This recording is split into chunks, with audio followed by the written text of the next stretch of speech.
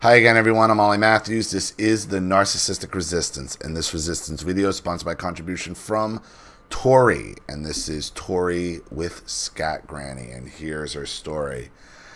Hi, Ollie. It's been a while. Scat told my father she needs a new eye doctor. She demanded we find one, and my dad jumped right to it. When I get asked to do something by her, I think about it for a minute and say, no, that's not my job. Work has been a bit hard. I have to work with somebody that half the time we don't get along, but I try to keep my mouth shut. She gaslights me sometimes on how I clean the bathroom at work. I tell her that's the way I was trained and walk away, trying not to show that it makes me mad every time she does it. It's just jealousy, Tori. It's just jealousy. That's all they do. You know, women attacking women at work.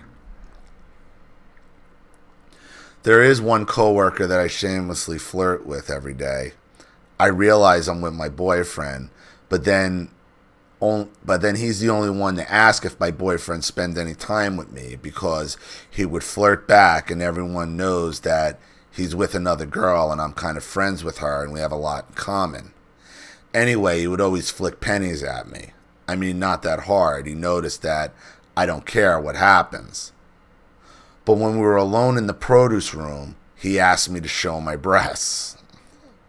I said no and left. Well, good for you. He tracked me down and begged me not to tell management or his girlfriend, which he knew we are friends. I said I wouldn't, but I really should have. That just tells me, Tori, that you're not happy with your boyfriend.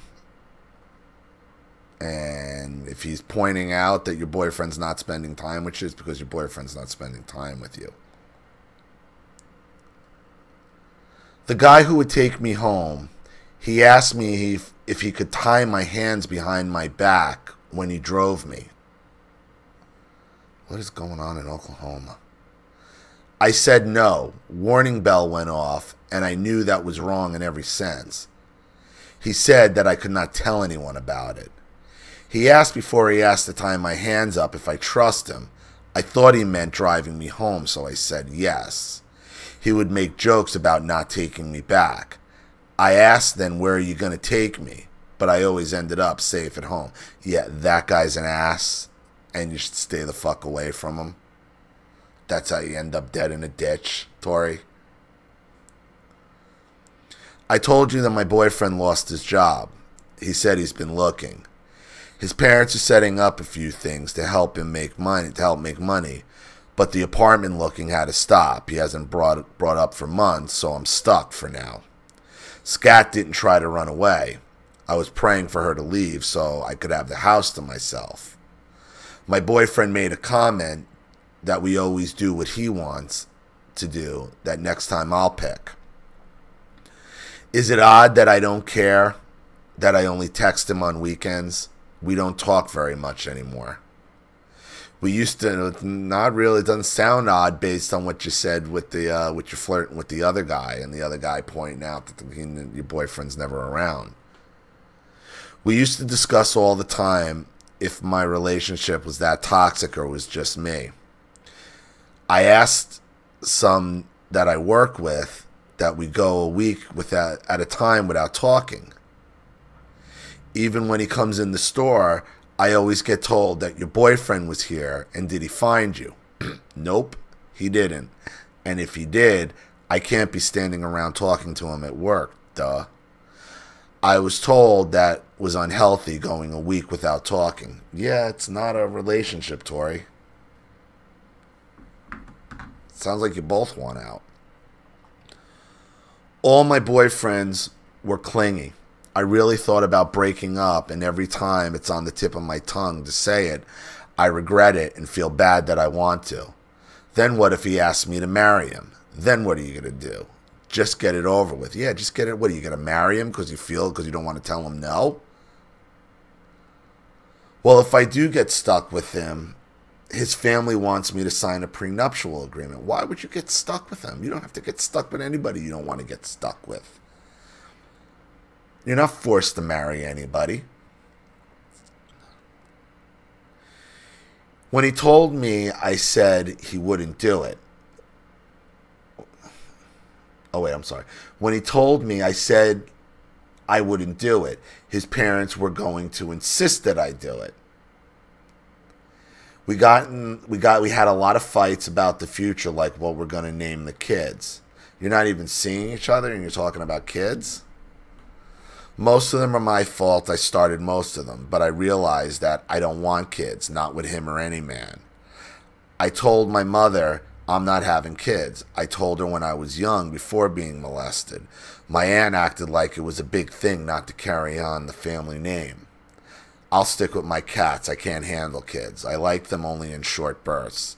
That's how long I can stand my younger cousins. My dad was watching some show.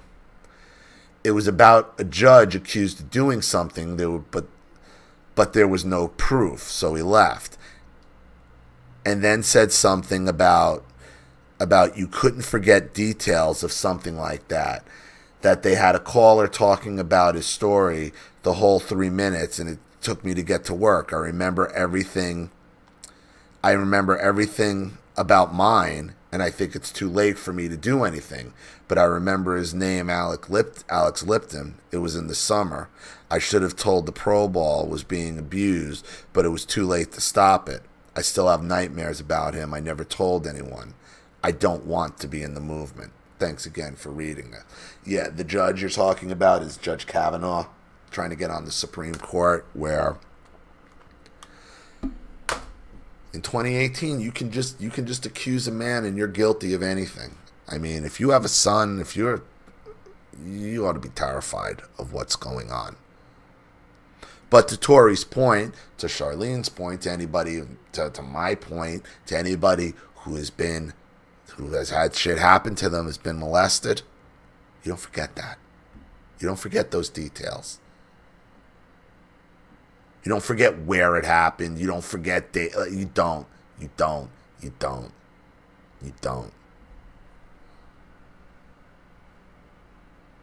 don't forget. Now, Tori, you obviously are done with, I think his name is Ethan. This isn't healthy. What's going on at work isn't healthy. You know, don't get in the car with anybody who wants to tie your hands behind your back. I mean, you know that. You know, you're going to have to, look, it's not going to work out with you and your boyfriend. It doesn't mean it's over now. And no. You know, you should be looking for a new job. You should be looking like, what's my next step? What's my next step? So this isn't going to work out. Where do you go here? How do you get a better job? How do you make more money? How do you get to the point where you want to get? Because it ain't going to work out with Ethan. Okay, going a week without talking, that just doesn't happen. That just doesn't happen. So you have to figure out your next step in this whole narcissistic process. That's where you're at. So I hope that helps, Tori. Thank you for another contribution and story. I really appreciate it. Thank you to everybody watching. Please leave any opinions or advice in the comments section below. And again, if you want your story read on the channel, you have a topic you'd like me to cover, a narcissist you'd like to expose, you'd like to set up Skype, a phone call, have a private video made, or a Facebook live chat, or you'd like to sponsor a video like this for someone who needs help and can't afford it, or just make a contribution to the channel in general to keep it supported, growing, and successful, because this channel survives 100% on contributions from all of you. Without you guys, all this goes away. So if you like what you see here and you want to see more videos like this, you know what to do with the PayPal and email links in the description box. Also, please like and share this video wherever you can. Subscribe to my channel if you haven't, and be sure to click the subscription bell to be notified of all my video uploads. I'm Ollie Matthews. This has been The Narcissistic Resistance.